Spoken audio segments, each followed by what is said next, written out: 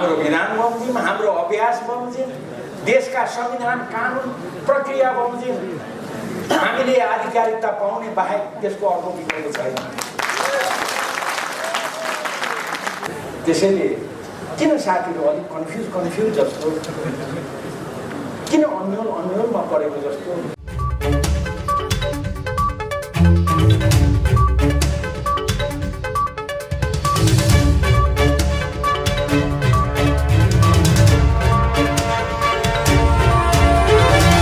प्रदेश नम्बर 1 का विभिन्न जिल्लासँग सम्बद्ध अहिलेको यो बेलामा अलिअलि दुःखको बेला, तर यो दुःखलाई चिर्दै उत्साहपूर्वक फेरि अगाडि बढ्नको लागि लागिराख्नुभएका कमरेडहरू, कार्यक्रम स्थलमा उपस्थित सम्पूर्ण मित्रहरू,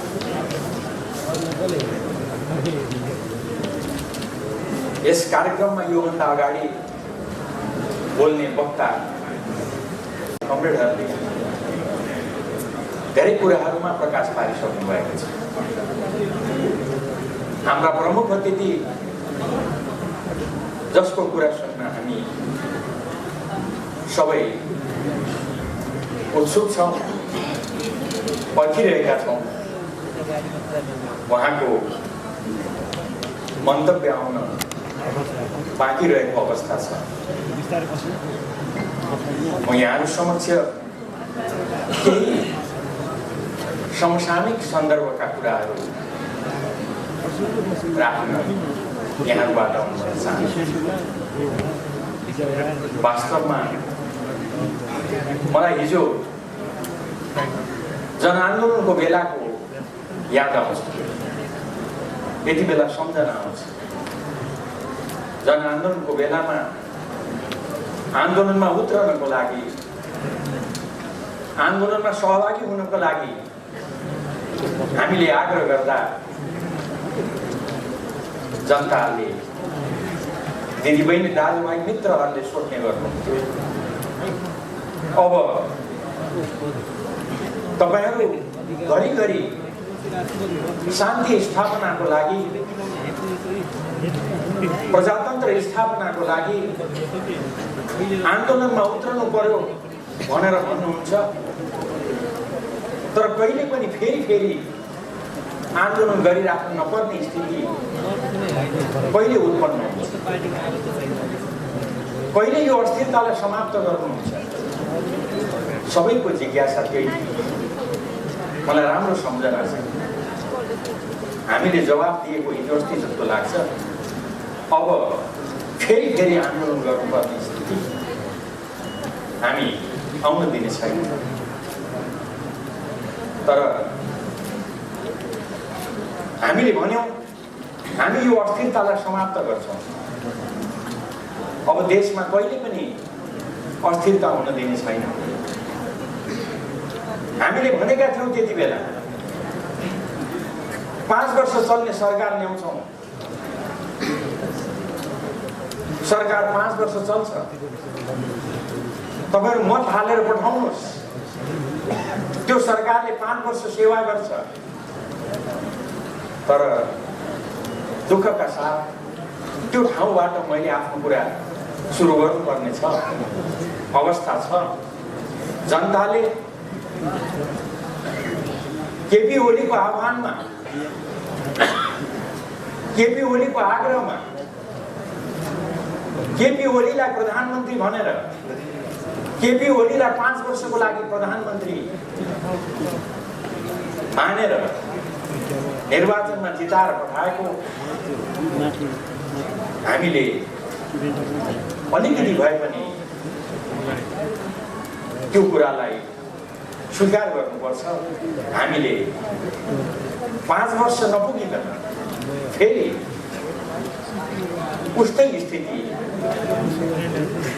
सामना गर्नुपर्ने स्थिति आयो। प्रधानमन्त्रीले भन्नुभएको छ बाध्यता यो बाध्यताको कारण मैले फेरि जनताको बीचमा उजुर लिएर आउनु पर्यो। यो बाध्यताको कारण फेरि जनताको बीचमा मैले आफ्नो कुरा भन्न आउनु पर्यो।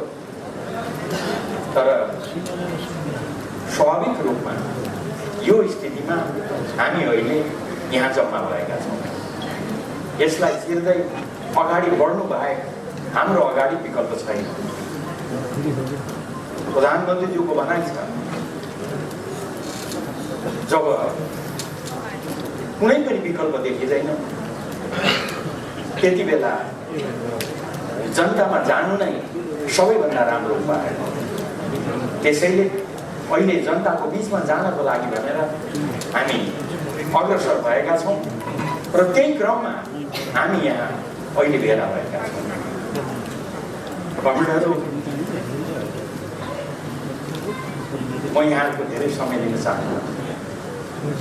हाम्रा सम्मानीय प्रधानमन्त्री पार्टीका अध्यक्ष कमरेड केपी ओली आउँदै हुनुहुन्छ। हामी स्थिरताको लागि काम गरिरहेका छौँ। देशलाई समृद्धिको लागि, समृद्ध नेपाल, सुखी नेपालीको लागि काम गरिरहेका थियौँ। त्यो दिशामा अग्रसर भइरहेका थियौँ। तर यो किन पाछे भएन?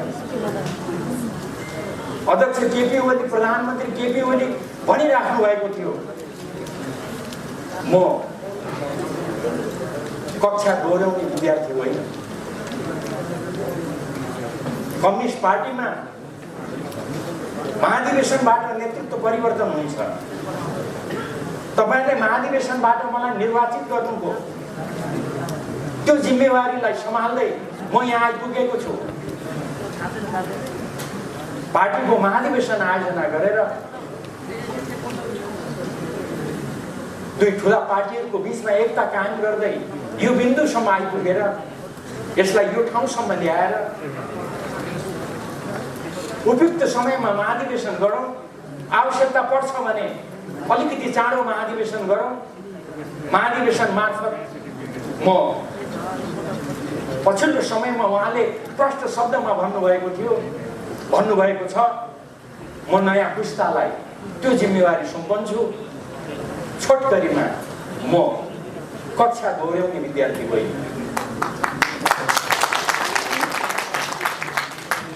पार्टी महाधिवेशन मार्फत नेतृत्व सुम्पने नयाँ पुस्तालाई अनि निर्वाचन मार्फत जनताको जनादेशको आधारमा नयाँ सक्षम व्यक्तित्वलाई प्रधानमन्त्री पद सुम्पने उद्घोषणका साथ प्रधानमन्त्री पार्टी अध्यक्ष केपी ओली अगाडि बढिरहेको बेलामा यस्तो स्थिति उत्पन्न किन गरियो? किन यो ठाउँमा हामी आइपुग्नु बाध्य भयो? प्रश्न भनेको यो प्रश्नको जवाब आउने दिनहरूमा हामी पाउँदै जानेछौँ। मलाई आश्चर्य लाग्यो, मैले अहिलेसम्म पत्याएको छैन। आफ्नो पार्टी अध्यक्ष महाधिवेशन चाँडो सम्पन्न गरेर नयाँ पुस्तालाई नेतृत्व सुम्पने उद्घोषण गर्नुभएका अध्यक्ष नयाँ जनादेशबाट नयाँ नेतृत्वलाई प्रधानमन्त्री पद सुम्पने उद्घोषण गरेका प्रधानमन्त्री केपी ओलीले उहाँलाई किन यो अवरोध, किन यी अप्ठ्याराहरू उहाँको बाटोमा तेर्स्याइन्छन् आदि प्रश्नहरू उठिरहेको बेलामा अस्ति सञ्चार माध्यमले एउटा समाचार प्रकाशनमा ल्यायो, उद्घाटित गर्यो। दुईजना नेताहरू भेट्न जानु गरे। भेटेर हाम्रा प्रतिपक्षी साथीहरूलाई भन्नुभयो अरे संसद पुनर्स्थापना गरौँ। पुनर्स्थापित संसदमा प्रधानमन्त्री त तपाईँहरूलाई नै बनाउँछौँ भन्नुभयो अरे। मैले कुरा राम्रोसँग मलाई त ठ्याक्कै विश्वास लागिराखेको छैन। अहिले पनि विश्वास नलागी मैले तपाईँहरूलाई सुनाएको मात्र हो। मलाई यो कुरामा विश्वास छैन। अनि फलानो जानुभएको थियो भनेर त्यसो नक्सा पनि देखाउनुको साथीहरूले कता कता चिनेको जस्तो लाग्यो। तर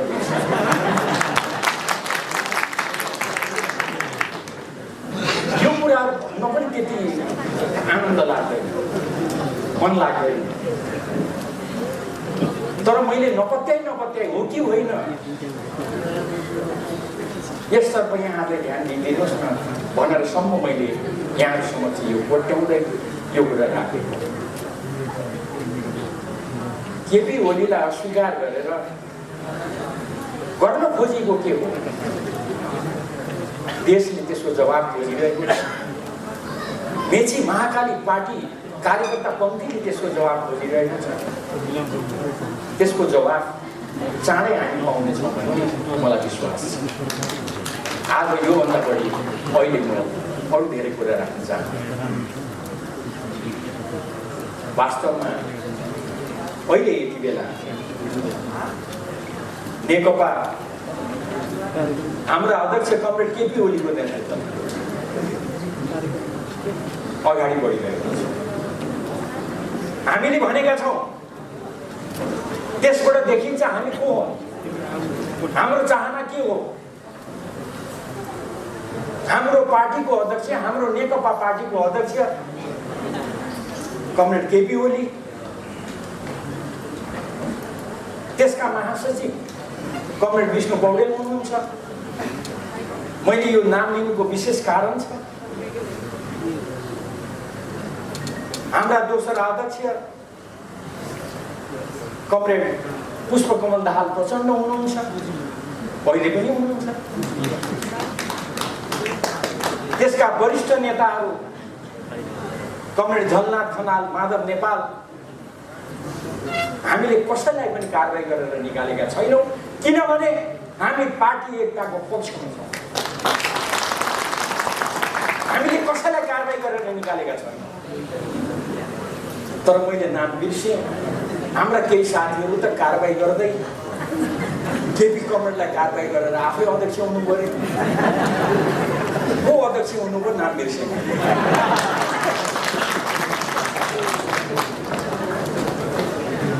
हाम्रै केपी कमरेडसँग अलिक अगाडि कुनै निर्वाचनमा हार्नु भएको थियो अरे, अहिले आएर चाहिँ उहाँले केपी कमरेडलाई निकालेर आफै अध्यक्ष हुनु। कस्तो सजिलो तरिका रहेछ थाहै थिएन। म धेरै यसतर्फ जान चाहन्छु।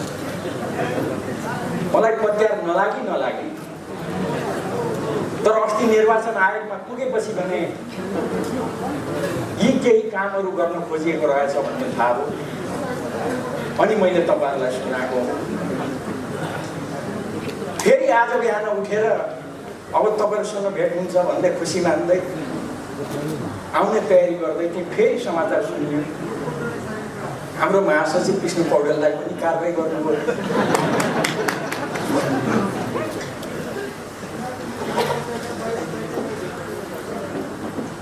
यो सबै त बुझियो। अध्यक्ष कमरेडलाई निकालेर आफै बन्नुभएछ, महासचिवलाई निकालेर अब आफै बन्ने हुनु होला। अब त्यसमा पनि खोइ 5-10 जनै लाग्नुभएको छ अरे। महासचिव कसलाई बनाउनुहुन्छ थाहा छैन।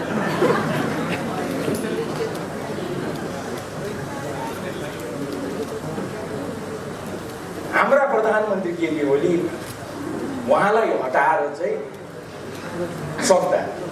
उहाँलाई हटाएर चाहिँ हामी त तपाईँलाई बनाउँछौँ भनेर पुगेको चाहिँ मलाई अचम्मै लागेको छ। अचम्म लागेको हुनाले फेरि तपाईँहरूलाई सुनाएको। मतलब यो के को परिचय, यो के गर्न खोजेको, यसको जवाब अरू धेरै म भन्दिनँ। यो सम्पूर्ण कुराको जवाब साथीभाइहरूले, तपाईँ हामी सबै जनतालाई दिनुपर्छ। मेची महाकालीमा हामीलाई पर्खेर बसेका पार्टी पन्थीलाई दिनुपर्छ। अहिले अरू धेरै म यस बारेमा टिप्पणी गर्न चाहन्छु। कमेन्टहरू अहिले धेरै घटनाक्रमहरू बढिरहेका छन्। निर्वाचन आयोगमा आधिकारिकताको विषय उठिरहेको छ, छलफल भइरहेको छ। सम्मानित सर्वोच्च अदालतमा विघटन सम्बन्धी मुद्दा छलफल भइरहेको छ। थुप्रै प्रश्नहरू छन्। यो केपी ओलीको सरकारले विकासका केही पनि काम गरेन, सिंहको भाँचेन भनेर केही साथीहरूले केही विषयहरू उठाइराख्नु भएको छ। अनि यही क्रममा पार्टी अध्यक्ष केपी ओलीलाई हामीले कारवाही गर्यौँ भनेर पनि प्रश्न उठाइराख्नु भएको छ। यो के हो? यसको बारेमा म थोरै समय यहाँको लिन चाहन्छु। हाम्रा प्रमुख अतिथि कमरेड केपी ओली आइराख्नु भएको छ। उहाँ आइसक्नुभन्दा अगाडि यस बारेमा म केही चर्चा गर्न चाहन्छु। कमरेडहरू, वास्तवमा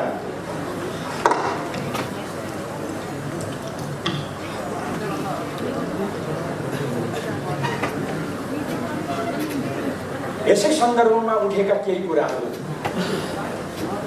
उदाहरणको लागि प्रत्येक विषयमा विवाद उठाउने, जनतालाई निराश बनाउने, पार्टी पङ्क्तिलाई निराश बनाउने खालका कामहरू अहिले भएका छन्। उदाहरणको लागि प्रधानमन्त्री केपी ओलीले संसद विघटनको सिफारिस गर्नुभयो, राष्ट्रपतिले विघटनको घोषणा गर्नुभयो। अनि प्रश्न उठ्यो,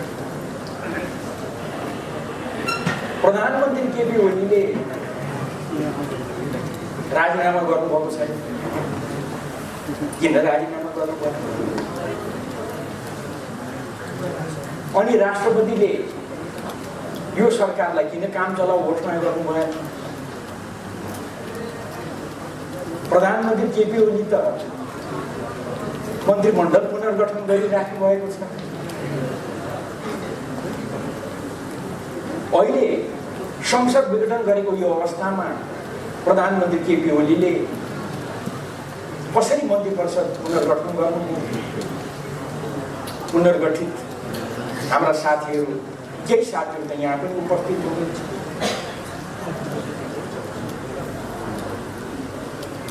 यस्ता प्रश्नहरू मैले उठाइराखेको भए म तपाईँहरूलाई प्रष्ट शब्दमा भन्न चाहन्छु, हाम्रो अहिलेको संविधानमा यस सम्बन्धमा प्रष्ट एउटा व्यवस्था राखिएको छ। यस बारेमा पनि मुद्दा परेको छ। सर्वोच्च अदालतको यो विचाराधीन छ। त्यसैले यसको धेरै कुराहरू म गर्न चाहन्छु, तर एउटा पक्ष तपाईँहरूको अगाडि म राख्न चाहन्छु। यो एकदमै स्वाभाविक कुरा हो। हाम्रो संविधानको धारा 77ले प्रधानमन्त्री रिक्त कति बेला हुन्छन् भनेर लेखेको छ। प्रधानमन्त्री प्रतिनिधि सभाको सदस्य नरहेमा, उहाँले लिखित राजीनामा दिएमा, विश्वासको मत प्राप्त गर्न नसकेमा आदि प्रष्ट शब्दमा लेखेको छ। र 77 को 3 मा लगेर संविधानले के भनेको छ भन्दा यसरी पदरिक्त हुन पुगेकोमा अथवा यस्तो अवस्थामा त्यस्तो प्रधानमन्त्री अर्को मन्त्री परिषद गठन नभएसम्म सोही मन्त्री परिषदले आफ्नो कार्य सञ्चालन गर्छ। अर्थात् घोषणा भएको निर्वाचन सम्पन्न भएपछि जुन अर्को प्रधानमन्त्री आउँछन् त्यतिन्जेलसम्म यही मन्त्री परिषदले काम गर्छ भनेर, कार्य सञ्चालन गर्छ भनेर हाम्रो संविधानमै प्रष्ट शब्दमा लेखिएको छ। अब यस्तो अवस्थामा यो प्रश्न किन उठाइएको छ मैले बुझेको छैन। म अलिक लाटो नै छु, धेरै अनि त्यति मात्रै होइन, राष्ट्रपतिलाई तानेर राष्ट्रपतिले किन यो नगरेको यो ढङ्गले चर्चा गर्ने प्रयासहरू पनि भएका छन्। त्यसैले यति मात्रै भनेर संविधान बमोजिम यो सरकार अहिले कार्यरत छ, कार्य सञ्चालन गरिरहेको छ। यो सरकारले सबै कुरा गर्न सक्छ। एउटा सरकारले गर्न पाउने सबै काम यो सरकारले गर्न पाउँछ। जुन दिन निर्वाचन आयोगले आचार संहिता घोषणा गर्छ त्यति बेला आचार संहिताले कतिपय कामहरू रोक लगाउँछ। आचार संहिता घोषणा नगरिन्जेल भने यो सरकारले फुल फ्लेज रूपमा यसले काम गर्न पाउँछ। मैले साथीहरूको तरिका बुझेको छैन। म अलिक आश्चर्य मानिरहेको छु। मैले अघि पनि भने यही बिचमा निर्वाचन आयोग गएर हाम्रा केही साथीहरू, मैले नाम पनि बिर्सेँ, अनुहार पनि बिर्सेँ, तर साह्रै 24 घण्टा देखेको भेटेको प्रिय साथीहरू जस्तो लाग्छ। उहाँहरू गएर निर्वाचन आयोगलाई भन्नुभएछ निर्वाचन आयोगले यो किन कामहरू गरेको, त्यो कामहरू गर्ने सिलसिलामा निर्वाचन आयोग सायद आचार संहिता पनि कुनै पनि बेलामा घोषणा गर्ने अवस्थामा हो। एकातिर साथीहरू केही पनि नगर भन्नुहुन्छ, अर्कोतिर यो सरकारले किन काम गर्यो पनि भन्नुहुन्छ। निर्वाचन आयोगले आचार संहिता घोषणा गरिसक्दा त सायद उहाँहरूले भन्न पाउनुहुन्छ अब आचार संहिता घोषणा भयो, यो सरकारले केही पनि गर्न पाउँदैन भन्न पाउनुहुन्थ्यो होला। आफै निर्वाचन आयोगलाई गएर केही पनि काम नगर भन्नुहुन्छ, फेरि यो काम चलाउ सरकार किन यो काम गरेको पनि भन्नुहुन्छ। त्यसैले किन साथीहरू अलिक कन्फ्युज जस्तो, किन अन्यलमा परेको जस्तो, म यसको बारेमा अरू धेरै टिप्पणी गर्न चाहन्छु। आदरणीय मित्रहरू, यही बेलामा देखिहाल्नुभयो तपाईँहरूले संवैधानिक इजलास हो कि बृहत इजलास भन्ने पनि विवाद भयो। हिजो मात्रै आएर टुङ्गियो। मलाई यही आश्चर्य लागिरहेको छ। निर्वाचन आयोगमा गएर निर्वाचन सम्बन्धी कुनै पनि काम नगर्नु भनेर भन्ने, सर्वोच्च अदालतमा भने इजलासमा भने बृहत इजलास कि संवैधानिक इजलास भनेर यहाँहरूलाई थाहा छ। अहिलेसम्म सर्वोच्च अदालतमा दायर भएका जुन रिट निवेदनहरू छन् त्यो रिट निवेदनहरूको विषयमा सुनवाई सुरु भएको छैन, ढिलाइ गरिएको छ। कसले ढिलाइ गर्यो म त्यतातिर जान्छु, यहाँले बुझ्नै भएको छ। अहिलेसम्म सुनवाई सुरु भएको छैन। भर्खर हिजो बृहत इजलास कि यही संवैधानिक इजलासले मुद्दा हेर्ने भन्नेमा विवाद छ। सामान्य मुद्दा दायर गर्दा थोरै पैसा लाग्छ, संवैधानिक इजलासमा मुद्दा अगाडि बढ्दा 5000 रुपियाँ लाग्छ। उदाहरणको लागि यो संवैधानिक इजलासको मुद्दा भनेर 5000 रुपियाँ पनि बुझाउनु हो साथीभाइहरूले। अनि फेरि संवैधानिक इजलास कि बृहत इजलास भनेर अहिलेसम्म सर्वोच्च अदालतलाई अड्काउने काम भइरहेको छ। बल्ल हिजो अब टुङ्गियो। आइतबारबाट यो निरन्तर सुरु हुन्छ। एउटा चाखलाग्दो एउटा सामान्य सानो कुरा यहाँहरूलाई म बताउँ है, अनि अगाडि बढ्छु। वास्तवमा कुरा के थियो त भन्दा योभन्दा अगाडि प्रधान न्यायाधीश सुशीला कार्कीजी हुनुभएको बेलामा एउटा सर्वोच्च अदालतले निर्णय गर्यो बृहत बेन्चबाट। त्यसले के भन्यो त भन्दा संवैधानिक इजलास तोक्नको लागि जसमा विवाद छ नि यहाँले देखिराख्नु भएको छ। त्यो संवैधानिक इजलास कतिजनाबाट तोकिन्छ? अहिले उहाँले नियम बनाएर सर्वोच्च अदालतले 14 जना प्यानल बनाएको छ न्यायाधीशहरूको।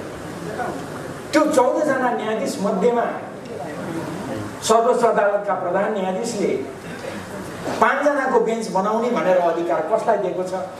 सर्वोच्च अदालतको प्रधान न्यायाधीशलाई। यो कहिले यो आदेश भयो, कहिले यो तय हो, टुङ्गो लाग्यो त भन्दा सुशीला कार्कीज्यू प्रधान न्यायाधीश हुँदा त्यति बेला आदेश भएको छ। अब अहिले आएर भने त्यही अनुसार अहिलेका प्रधान न्यायाधीशले संवैधानिक इजलास बनाउने भनेर अगाडि बढ्दा होइन, बृहत इजलास चाहिन्छ भनेर विवाद उठाइयो। तर जे होस्, अहिलेसम्मको छलफल बृहत इजलास कि संवैधानिक इजलास भनेर हो। हिजो बल्ल टुङ्गियो। अब आइतबारबाट यो अहिलेको जुन संवैधानिक इजलास छ त्यसले नै यो मुद्दालाई निरन्तर सुनवाई गर्छ र एउटा टुङ्गोमा पुग्छ। स्थिति भनेको यो छ। अनि अहिले यही बिचमा धेरै बृहत रूपमा एउटा प्रश्न उठाउने गरेको पाइन्छ, होइन निर्वाचन हुन्छ कि हुँदैन? निर्वाचन कुन मितिमा हुन्छ? प्रधानमन्त्रीज्यू सधैँ भन्नुहुन्छ, हामीसँग सधैँ भन्नुहुन्छ, निर्वाचन वैशाख 17 गते र वैशाख 27 गते सरकारले जुन सिफारिस गरेको छ, जुन घोषणा भएको छ त्यो मितिमा हुन्छ। प्रधानमन्त्रीले जसले संसद विघटनको सिफारिस गर्नुभएको, उहाँ संसद विघटनको बारेमा बोल्न सक्नुहुन्छ। मैले सर्वोच्च अदालतमा विचाराधीन मुद्दाको सन्दर्भको कुरा गरेको, किनभने म भनिराखेको छु, अहिले पनि भन्छु, यो कुरा सर्वोच्च अदालतमा विचाराधीन भएको हुनाले मेरो यसमा धेरै भन्नु छैन है भन्ने गरेको छु। तर प्रधानमन्त्रीलाई यो कुरा लाग्दैन, किनभने प्रधानमन्त्री स्वयंले संसद विघटनको सिफारिस गर्नुभएको। उहाँले भन्न पाउनुहुन्छ, भन्न सक्नुहुन्छ, मैले यो कारणले संसद विघटन गरेको। अब के ठिक हो सर्वोच्च अदालतले निर्णय गर्छ। तर मैले यहाँ जोड दिनु खोजेको वैशाख 17 गते र वैशाख 27 गते निर्वाचन हुन्छ कि हुँदैन भन्ने कुरामा। वैशाख 17 र 27 गते निर्वाचन हुँदैन, यो सरकारले गर्दैन भन्ने भ्रम फैलाएर सर्वोच्च अदालतलाई अनावश्यक दबाब दिने प्रयास भएको छ भन्ने विज्ञहरूको टिप्पणी छ। मेरो आरोप हो, यो मेरो भनाइ हो, तर विज्ञहरूको टिप्पणी छ। निर्वाचन नै हुँदैन, तोकिएको मितिमा निर्वाचन गर्दैन जस्ता भ्रमहरू फैलाएर सर्वोच्च अदालतलाई अनावश्यक दबाब दिने, नहुने निर्वाचनको सम्बन्धमा श्रीमान किन अगाडि बढ्ने जस्ता कुराहरू गर्न खोजिएको छ भन्ने कुरा उठेको छ। म अरू यसबारेमा थप्न चाहन्छु। छोटकरीमा तोकिएको समयमा निर्वाचन गर्नुपर्छ, तोकिएको समयमा निर्वाचन हुन्छ भन्ने कुरा म यहाँहरू समक्ष राख्न चाहन्छु। वास्तवमा देश त निर्वाचनमा गइसकेको छ, मैले अन्यथा भन्नु खोजेको होइन। स्वयं हेर्नुहोस्, प्रतिपक्ष निर्वाचनमा गइसकेको छ।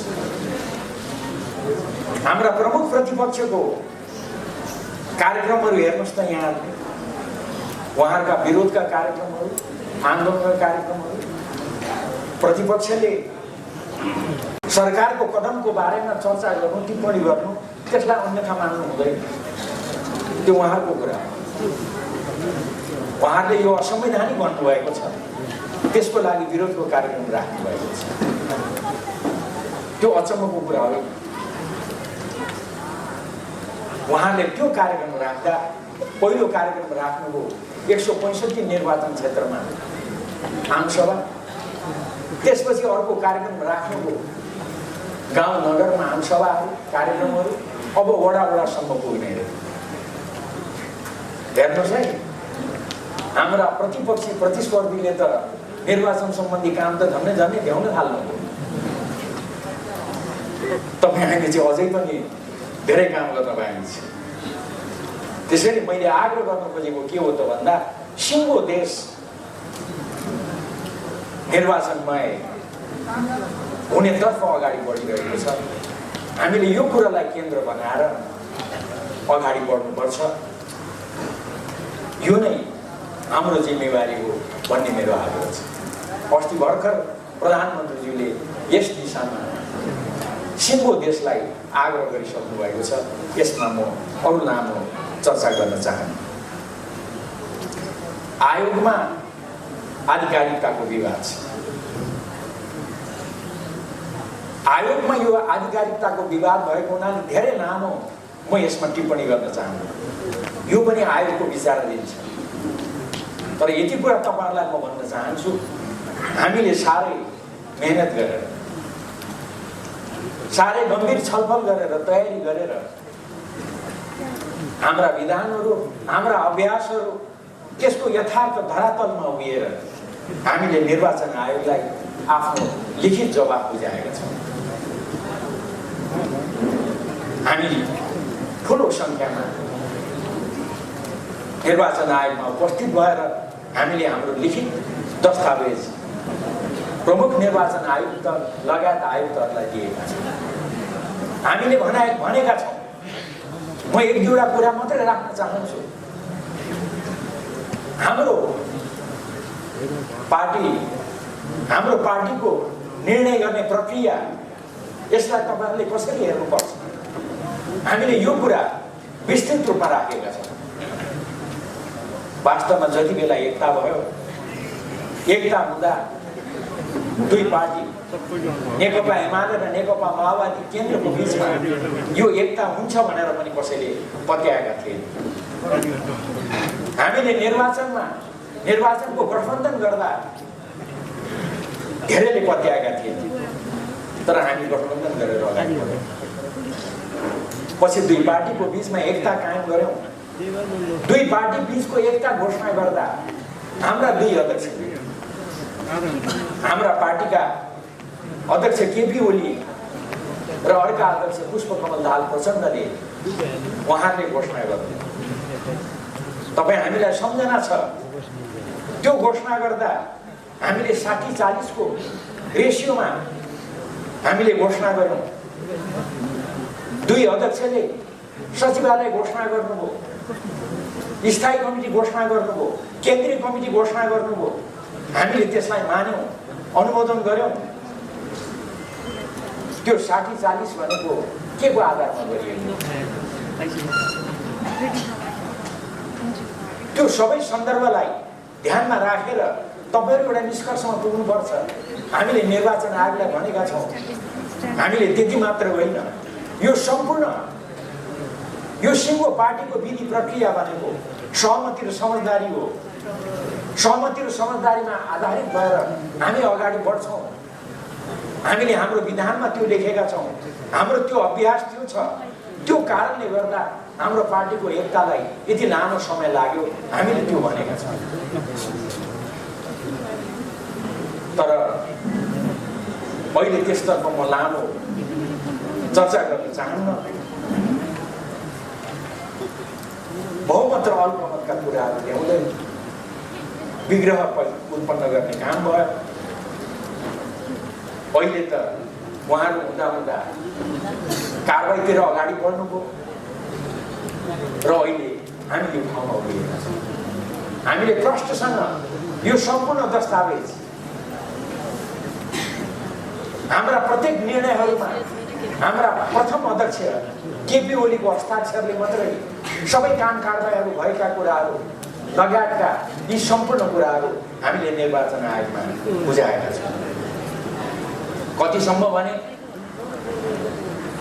हाम्रा यो अन्य साथीहरूले बुझाउनु भएको निर्वाचन आयोगमा बुझाउनु भएको कागजमा पनि हाम्रो उपस्थितिमा 1 नम्बरमा त केपी ओली नै रहेछ, किनभने उहाँ त 1 नम्बरै हो। त्यसमा त विवाद भयो। उहाँले बुझाएको कागजमा पनि 1 नम्बरमा केपी ओली छ। अनि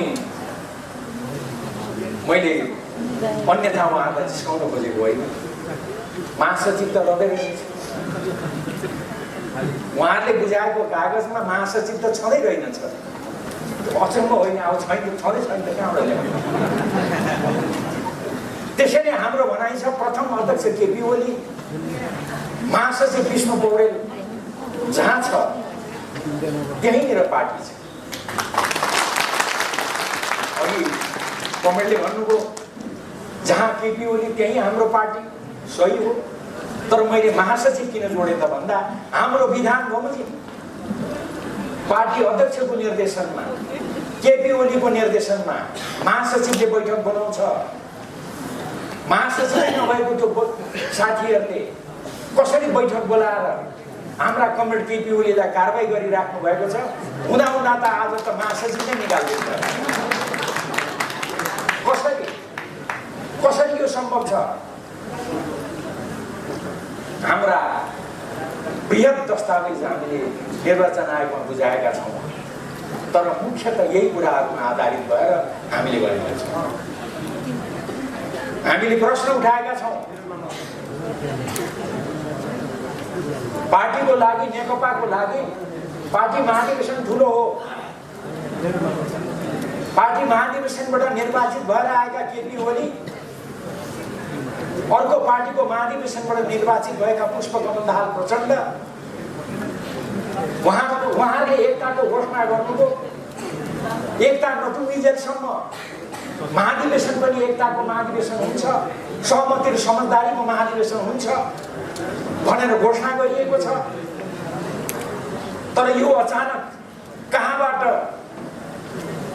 केपी ओलीलाई निष्कासन गर्दै, कारबाही गर्दै, त्यति बेला निर्वाचित महाधिवेशनमा केपी कमरेडसँग निर्वाचन लडेर हार्नुभएका साथीको अचानक अध्यक्ष हुनुभयो रे भन्ने यो समाचार साँच्ची नै हो?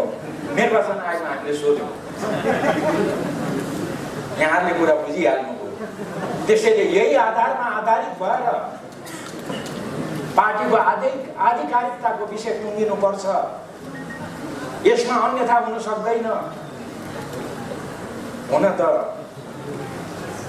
साथीभाइहरूले यो हाम्रो पक्षमा भएन भने आधी बेरी आउँछ भन्नुभएको छ। कसले भन्नुभयो त्यो चाहिँ बिर्सेँ मैले।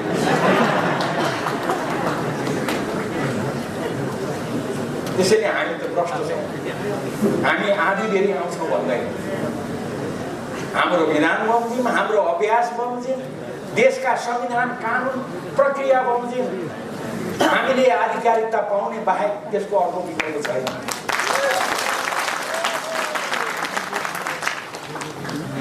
यही विश्वासका साथ कमरेडहरू अगाडि बढ्नुहोस्। म यहाँहरूलाई आग्रह गर्न चाहन्छु, यसको उत्तर साथीभाइहरूले दिनुपर्छ। अनि नेपाली जनतालाई सपना देखाएर उहाँमाथि खुब आलोचना थियो, तर उहाँका सपनाहरू जब विपदामा परिणत हुन थाले अनि त्यसपछि अलिक त्यो आलोचना अलिक मत्थर भयो। नेपाली जनतालाई यसरी सपना देखाएर विश्वास जागृत गराउने गराए बापत केपी ओलीलाई अहिले कारबाही गरिएको हो। नेकपाले किन कारबाही गर्यो? केही साथीहरूले त्यसको उत्तर दिनुपर्ने स्थिति हुन्छ। अनि मैले अघि नै भने लडाकुहरूको निःशुल्क उपचार, लडाकुहरूले सङ्घीय लोकतान्त्रिक गणतन्त्रप्रति गरेको जुन उनीहरूको भूमिका छ त्यसलाई सम्मान गर्छु भन्ने बापत उहाँलाई कारबाही गरिएको हो। के हो यो सम्पूर्ण विषयहरू अहिले उठेका छन्, यसको जवाब आउनुपर्छ। म अब अन्तिममा एसिड, रेड इत्यादि मैले भने त्यस बापत कारबाही हो। तर एउटा कुरा चाहिँ म